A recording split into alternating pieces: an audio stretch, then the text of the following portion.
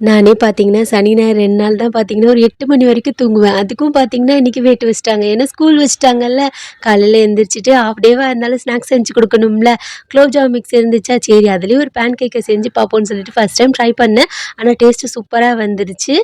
நாட்டு சர்க்கரை கொஞ்சோண்டு தண்ணி போட்டு மிக்ஸ் பண்ணிட்டு, நம்ம எப்பயுமே பேன் கேக் ஊத்துவோம்ல, அதே மாதிரி குட்டி குட்டியா சுட்டு எடுத்தா அவ்ளோ அழகா வந்துச்சு. டேஸ்ட்டும் பார்த்தீங்கன்னா, சூப்பரா இருந்துச்சு.